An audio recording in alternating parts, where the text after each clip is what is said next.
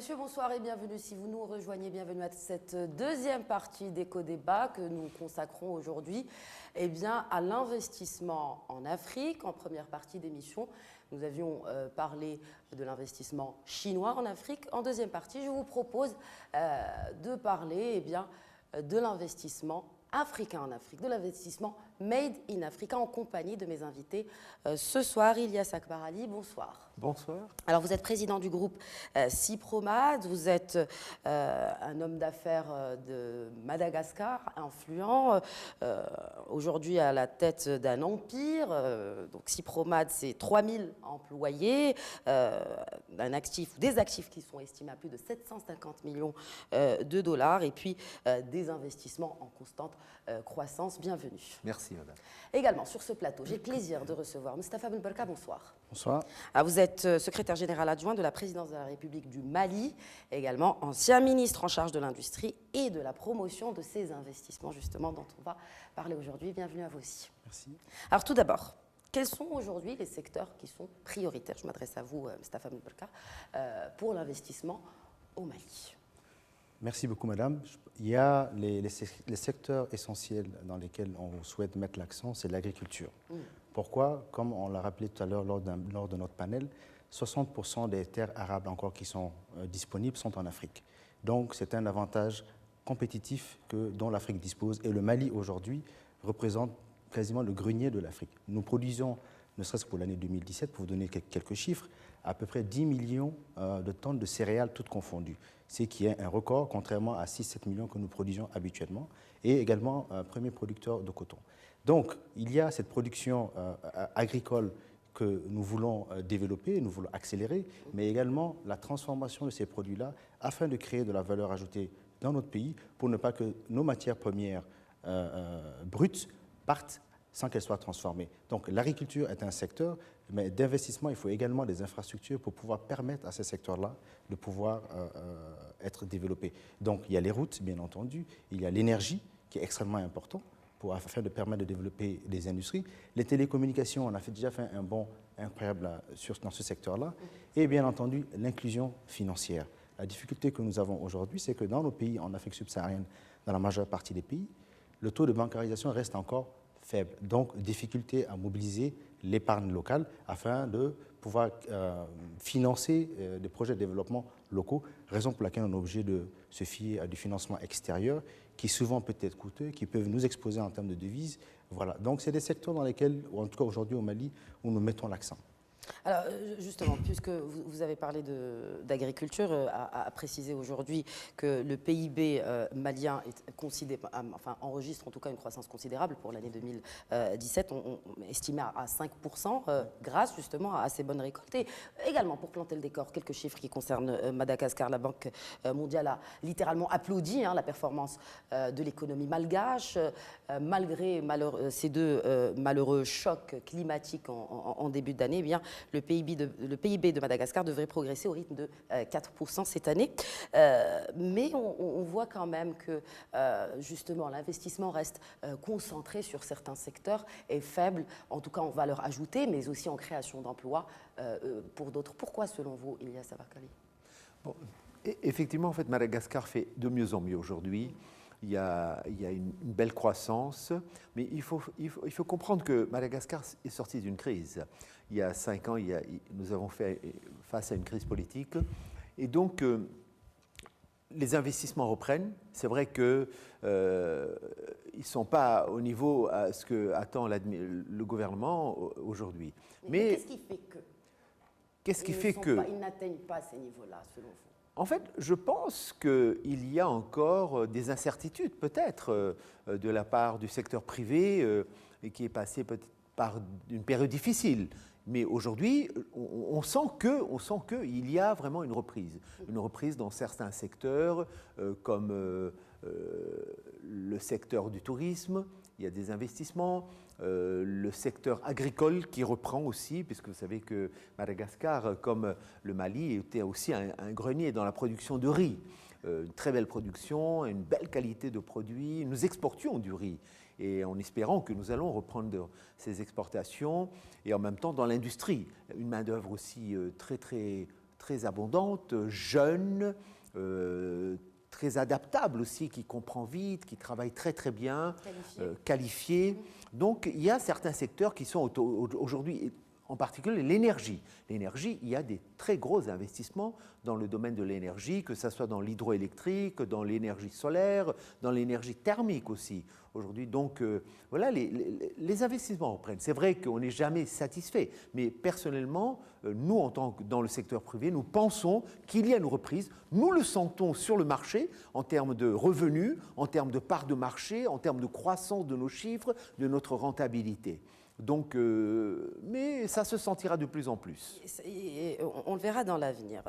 Quand on parle du Mali, il y a cette question sécuritaire qui côtoie malheureusement de près la question économique et qui pourrait justement impacter négativement, en tout cas, l'attractivité du pays. Comment aujourd'hui le Mali se prend-il? On voit qu'il y a beaucoup d'initiatives, on organise des forums, on attire des investisseurs vers le Mali pour justement expliquer le potentiel d'investissement. Quelle est cette stratégie du Mali pour justement encourager l'investisseur à venir investir dans le pays? Il y a beaucoup d'initiatives. Le Mali a traversé une crise institutionnelle au cours des dernières années. Nous sommes en train de sortir de cette crise-là. Nous en sommes sortis en fait. Mais il y a encore une crise sécuritaire, effectivement, qui perdure, qui persiste, qui est une crise liée au terrorisme que tous les pays connaissent. Maintenant, il est vrai que quand on regarde aujourd'hui le potentiel de l'économie malienne et les développements que nous avons connus au cours des dernières années, on fait mieux qu'avant crise. C'est paradoxal. C'est paradoxal. Oui, on fait mieux qu'avant crise, ce qui veut dire que s'il n'y avait pas l'insécurité, on ferait certainement beaucoup plus qu'aujourd'hui. Donc effectivement, l'insécurité vient gréver en tout cas ce potentiel économique qu'on peut développer. Alors bien entendu, c'est de mettre plus d'investissements dans les outils de défense et de sécurité du pays, rassurer la communauté internationale, rassurer notre communauté nationale. Je disais à un interlocuteur hier que quand j'étais ministre des Investissements, mon objectif, ce n'était pas de dire jamais les investisseurs étrangers tout de suite. Non. Je vais d'abord convaincre mes nationaux à investir. Si je vais chercher M. Ilias à Madagascar pour le convaincre de venir au Mali, il faut qu'il soit convaincu. Il va d'abord me demander qui investit au Mali. Je dis, les Maliens investissent dans leur propre pays. Ça, déjà, c'est un élément. Et ensuite, on attire les autres. Et après, quand les gens arrivent, il y a entre ce qui est la perception d'un pays et ce qui est la réalité et son potentiel. Donc, un investisseur, c'est ce qu'il va regarder. Et dans ça, s'il est prêt à acheter, si je peux me permettre l'expression, le risque pays Mali, il l'achète et il investit. Et nous avons vu qu'effectivement, il y a un engouement parce que le potentiel, les fondements sont encore solides. Lorsqu'on est sorti de crise, quand on est arrivé, le président de la République, Ibrahim Boubacar Keïta, a pris le pouvoir en 2013, on était à moins 0,2% de croissance. Là, on est entre 5 et 6% en moyenne au cours des 4 dernières années. Ce qui veut dire qu'on a fait un bond, et là, ça va se poursuivre. Mais je suis d'accord avec vous que l'aspect sécuritaire est un élément qui ralentit, en tout cas, le développement de notre potentiel économique. Stéphane Boubacar, quel est le bilan de ce plan d'action 2015-2017 de la politique de développement industriel du Mali aujourd'hui? Alors, il y a quelque chose de très... Il est arrivé à terme, hein, on est en oui, 2017. Non, il est arrivé à terme, mais je vais vous parler plutôt des résultats. C'est cela. Quand je parle bilan, je parle résultat. Bien sûr, voilà. Alors, vous savez, le Mali est un pays qui a toujours été un comptoir commercial. Ce qui veut dire, vous avez beaucoup d'opérateurs qui voyageaient, ramenaient de la marchandise, le vendaient sur place et même dans la sous-région. Il y en a qui importaient des pâtes alimentaires, il y en a qui importaient des jus, il y en a qui importaient des produits transformés comme la tomate, des chips. Et ces mêmes qui faisaient de l'importation de produits se sont maintenant transformés en industriels. Donc de plus en plus, on a comme ce glissement de ce qu'on appelle les commerçants, parce que c'est eux qui achètent, ils font qu'acheter et vendre, commence à être des industriels. Ce qui veut dire donc la politique de développement industriel a eu un impact réel, parce qu'il y a eu des incitations vers la création d'industries. On a, c'est vrai, un secteur énergétique qui reste encore élevé, mais nous sommes en train d'investir massivement, et ce sont les privés qui le font d'ailleurs, actuellement dans le secteur de l'énergie, dans ce qu'on appelle un partenariat public-privé, donc des producteurs indépendants d'énergie. Aujourd'hui, juste sous l'année 2017, on a à peu près 150 mégawatts de plus qu'on va rajouter. 92 mégawatts qui ont déjà commencé. C'est 124 millions d'euros de l'investissement purement privé. L'État n'a pas mis un franc dedans. Et on a également 50 mégawatts d'ici la fin d'année qui va commencer. À peu près 85 millions d'euros. Donc, un secteur dans lequel il est essentiel pour nous, pour développer notre secteur industriel, qu'on ait une énergie qui est fiable, qui n'est pas chère et qui est respectueuse de l'environnement. Donc, tous ces facteurs ensemble nous permettent donc aux aux industriels d'avoir, comment dirais-je, du potentiel et de pouvoir développer. Et nous sommes ravis de voir que ceux qui étaient juste des commerçants aujourd'hui, c'est eux qui défendent les industries, c'est eux qui investissent. Pour juste un chiffre, on a une unité industrielle qui est en train d'être réalisée dans la région de développement agricole du Mali, donc la région de Ségou, le fils du Niger. L'opérateur a investi 50 millions d'euros tout seul, de fonds propres avec un financement avec la Banque africaine de développement, mais c'est un projet purement privé industriel. Cette unité industrielle dans laquelle il investit et il fait du développement agricole, donc il produit les pommes de terre localement, il y a des centres de conditionnement de froid et de transformation pour faire des chips, de la pomme, de la purée de pommes de terre, ainsi de suite. Donc voilà un petit peu où est-ce que nous en sommes avec le développement de l'industrie et la politique qui est en train d'être mise en place. Alors, Ilyas Akbar Ali, vous êtes un gros investisseur, hein. Je rappelle juste que quand même vous êtes à la tête d'un empire, comme je disais en début de cette émission. Que pensez-vous de la concurrence étrangère en termes d'investissement en Afrique aujourd'hui? Donc, la concurrence est toujours positive, mais il faut qu'elle soit je dirais, loyale. C'est-à-dire que nous devons être dans les mêmes conditions de travail. Ce n'est pas le cas aujourd'hui? Je pense que c'est le cas dans certains pays, dans d'autres non. Quand est-ce que ce n'est pas le cas? Ce n'est pas le cas quand il y a des conventions qui sont signées entre des États et qui donnent certains avantages à des investisseurs étrangers. Mais sinon, en globalité, l'investissement est toujours positif, puisque prenons notre cas aujourd'hui. Aujourd'hui, nous sommes en train de faire de très gros investissements dans l'industrie. Pourquoi nous le faisons? Parce que nous avons en face une concurrence étrangère en produits finis, qui importe des produits finis. Nous, qu'est-ce qu'on fait? Qu'est-ce que nous faisons aujourd'hui? Nous investissons dans des équipements extrêmement modernes, technologiquement de très haute qualité, et fabriqués en Europe. Nous travaillons beaucoup avec l'Europe, parce que c'est un débat important aujourd'hui, l'Europe. Quelle est la place de l'Europe dans les investissements en Afrique? Dans l'équation, justement. Exactement. Voilà, oui. Nous, en tout cas, nous sommes pour une équation. L'Europe a une place très importante. Nous considérons dans ce sens en tant que partenaire, en tant que secteur privé. Donc, pourquoi nous le faisons? Nous investissons dans ces équipements technologiquement très élevés, très performants, pour avoir, des produits de très haute qualité, 2, pour maîtriser nos coûts de production. Parce qu'aujourd'hui, nous, les Africains, nous devons absolument, bien sûr, nous devons satisfaire notre marché intérieur, mais nous devons penser à exporter. Et pour exporter, bien sûr, comme le font les étrangers qui viennent exporter chez nous, nous devons aussi exporter. Vous le faites aujourd'hui? Bien sûr, nous le faisons, produits. Et nous le faisons de plus en plus. Et nous sommes... Où exportez-vous aujourd'hui? Dans quel pays? Dans la région de l'océan Indien. Mais notre stratégie est d'aller beaucoup plus... Nos investissements industriels sont actuellement à Madagascar. Nous voulons d'abord implanter des industries, dupliquer nos industries en Afrique et en même temps exporter aussi nos produits fabriqués à Madagascar en Afrique. Trouver vraiment des synergies et augmenter notre part de marché, augmenter notre production et augmenter bien sûr à la fin notre rentabilité pour pouvoir réinvestir. Encore réinvestir. Mais quels sont les freins justement à l'export en Afrique aujourd'hui selon vous? Non, aujourd'hui... On parle d'infrastructures, on parle de barrières douanières, on parle... selon vous, vous êtes sur le terrain, qu'est-ce qui pourrait freiner plus d'exportation vers des pays africains? Moi je pense qu'il y a la Chine qui est quand même je ne dirais pas un blocage, mais qui exporte, qui a une capacité de produire des produits de différentes qualités.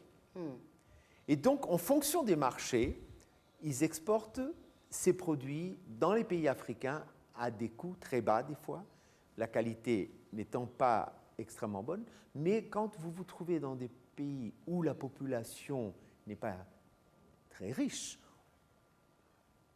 donc je dirais, ils sont moins regardants, elle est moins regardante sur la qualité. Et c'est ça qui fait que des fois, nous sommes en face de ces produits, de ces importations qui vraiment nous pénalisent. Donc pour cela, qu'est-ce qu'il faut faire? D'abord, il faut bien sûr bien produire, comme je vous ai dit, la qualité. il faut aussi le prix, il faut que le prix soit compétitif, mais en même temps, c'est là où l'industrie a une place importante dans un pays. Et en Afrique, je pense que c'est important. C'est pour créer vraiment de l'emploi, pour créer de la consommation. Et je pense qu'en créant de l'emploi, de la consommation, on augmente la richesse, n'est-ce pas? En augmentant la richesse, c'est comme ça que nous allons pouvoir en fait, ramener notre population à un certain degré de qualité en termes de besoins, en termes de consommation. Et l'industrie sera aujourd'hui, l'industrie du tourisme, l'industrie énergétique, l'industrie manufacturière seront des pôles très importants pour le développement et pour faire face à cette concurrence qui, des fois, pose problème. Alors, quand on parle d'investissement, il y a cette question de financement. Je parle aux banquiers maintenant, parce que je sais que vous êtes également, enfin, je dirais pas banquier, mais ancien banquier, mais on le reste toujours un peu dans l'âme quand même. Il y a cette question du financement et à côté, en face, il y a cette question d'endettement. Parce que quand on veut littéralement métamorphoser un tissu économique vers une industrialisation, c'est quand même un secteur qui coûte cher, il faut les infrastructures, vous en aviez parlé clairement tout à l'heure. Aujourd'hui, est-ce que le spectre de l'endettement ne plane-t-il pas sur la majorité, enfin je ne dirais pas majorité, mais sur beaucoup de pays africains? Je ne dirais pas sur beaucoup de pays africains. Il y a effectivement certains pays qui font face à un endettement qui est important. Mais si je prends le cas de la zone UEMOA, qui est la zone l'Union économique et monétaire ouest-africaine, dont 8 pays partagent la même monnaie, qui est le franc CFA. Et le taux d'endettement qui est réglementaire, on le maintient à peu près à 70% du PIB. Dans le cas du Mali, on n'est qu'à 32%. Donc nous avons encore de la marge. Et beaucoup de pays ont encore de la marge. Ceci dit, pour accélérer le développement de nos industries et le financement de certaines infrastructures, on est obligé de nous lier avec les privés. En tant qu'ancien banquier, pour moi, les financements, il y en a toujours. Le plus important, c'est d'avoir des projets bien structurés, bancables, qui puissent trouver des financements facilement. Je vous prends le cas encore du Mali. L'État a des difficultés à financer le secteur énergétique parce que c'est des investissements qui sont très lourds. Son souci est juste de pouvoir permettre l'accès des populations et du secteur économique à l'électricité. Donc, en faisant un partenariat public-privé, on a été en mesure de lancer des projets. On en a aujourd'hui 4 qui sont dans le pipeline, 2 que nous souhaitons. Un a déjà commencé cette année en 2017. C'est 92 mégawatts d'électricité. Les travaux ont déjà commencé, 124 millions d'euros. On a un 50 mégawatts en énergie solaire. Et c'est des investissements purement privés. Oui. Donc, alors que l'État aurait pu dire « je m'endette pour réaliser ces infrastructures-là ». C'est les privés qui le font. Donc, à travers des schémas de partenariat public-privé, l'État sera en mesure de réaliser des infrastructures qui normalement lui-même devait faire, mais c'est les privés qui vont le faire. Et c'est vraiment un contrat gagnant-gagnant entre l'État et le secteur privé. Donc à ce niveau-là, l'aspect financement, c'est vrai, il est important, il est là, on peut avoir des limites, mais le privé peut venir en appui. Et le Maroc et le Mali aujourd'hui coopèrent, ont beaucoup de partenariats dans le domaine économique. Quelles sont selon vous les perspectives d'évolution de ce partenariat? Gagnant-gagnant naturellement. Oui, alors, vous savez, sur l'Afrique subsaharienne, le Maroc a une vision très claire. Et quand vous regardez dans les secteurs dans lesquels le Maroc s'est positionné, vous avez le secteur financier, le secteur des assurances, le secteur des télécommunications et le transport. Donc, des infrastructures et des services primaires qui sont essentiels pour toute personne qui veut faire des affaires sur l'Afrique subsaharienne et vice-versa. Je vous donne un exemple. Un entrepreneur, une PME marocaine qui veut aller s'installer au Mali. Question très simple. Pas une grande connaissance du Mali, peut-être à des informations sur Internet ou à travers l'ambassade, mais l'information la plus importante, tout est lié au financement, tout est lié à l'argent. Il va voir son banquier, il dit « écoute, j'ai envie de développer ce projet au Mali, tu peux m'aider ». Mais le banquier, c'est qui? C'est BMCE Bank, c'est Attijari, c'est Banque Populaire, qui ont déjà des filiales sur le terrain. Donc, à travers ces circuits-là, ça facilite l'investissement, ça facilite les échanges commerciaux entre le Maroc et les pays dans lesquels, en tout cas, le secteur économique est parti en force et s'est déployé. Et c'est là où on dit que c'est une stratégie quand même qui est heureuse et qui est quand même, il fallait avoir de la vision pour voir visionnaire, parce que là, on voit tout de suite qu'il est plus facile aujourd'hui pour des Marocains, pour, je dirais, en tout cas, essayer d'aller dans certains marchés en Afrique subsaharienne, parce qu'il y a les banques qui sont là, qui ont le circuit financier qui est là, ils connaissent déjà le tissu économique, donc c'est beaucoup plus facile. Donc nous, chez nous, au Mali, la première banque marocaine qui s'est installée au Mali, c'était en 1989. Donc ça fait quasiment 30 ans que la BMCE Bank est présente au Mali, donc à travers une prise de participation dans une banque malienne. Et après, les autres ont suivi à la fin des années 90, début des années 2000, ont commencé à se déployer. Et de plus en plus, c'est pour ça le ministre El Alami le rappelait hier pour dire que le Maroc, dans le cadre du partenariat avec la Chine, que le Maroc pourrait être un des catalyseurs pour promouvoir la destination Afrique auprès d'investisseurs chinois. Et je trouve qu'il a parfaitement raison, parce que déjà, le Maroc a pris quand même beaucoup d'avance sur ce terrain-là. Et bon, bien entendu, nous, ça nous a permis également dans nos différents secteurs d'avoir des outils de financement beaucoup plus développés, d'avoir accès à un certain nombre de services financiers, essayer d'accroître l'inclusion financière, qui sont des éléments qui sont importants dans le développement économique de nos pays. Alors, on parle investissement. Vous êtes au Maroc, Elias Akbarali. Est-ce qu'aujourd'hui, vous envisageriez d'investir au Maroc? Si oui, dans quel secteur? En fait, nous avons déjà commencé. Nous avons, par exemple, actuellement, nous sommes en train de participer à des appels d'offres au Maroc. Dans quel secteur? Dans le secteur du broadcasting. Donc, à partir du moment où nous participons, ce qui veut dire, c'est demain, si nous avons ces appels d'offres, nous allons investir en équipement, en logistique, les hommes, tout ce qui est centre de maintenance, etc., etc. Donc nous sommes tout à fait, bien sûr, prêts. Pour cette raison que nous avons donc ouvert, nous avons notre propre structure à Casablanca, nous avons une équipe qui travaille déjà et nous sommes très, très, très actifs aujourd'hui au Maroc. Nous sommes très actifs, d'ailleurs, nous avons eu des réunions aujourd'hui avec une société qui est dans l'énergie solaire et avec qui nous avons donc discuté de certains partenariats, peut-être pour réaliser certains projets. Nous sommes actuellement en train de discuter, en fait nous avons un partenaire italien avec qui nous sommes dans l'énergie hydraulique et il y a de très gros projets dans l'énergie solaire au Maroc.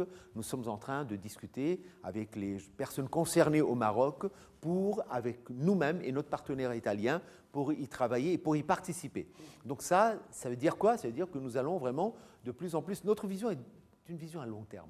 Nous sommes très rapides, nous arrivons, nous installons et après nous regardons. Et nous regardons les métiers. Et nous allons dans les métiers que nous maîtrisons bien, que nous connaissons, parce que nous ne voulons pas faire des erreurs, nous ne voulons pas décevoir qui que ce soit, et nous voulons bien faire notre travail. Et surtout, comme je vous ai dit, c'est une vision à long terme. Donc, le Maroc, bien sûr. Mais le Maroc n'est pas le seul pays où nous voulons investir. En Afrique, par exemple, aujourd'hui, nous avons le Mali. Nous sommes déjà présents au Mali.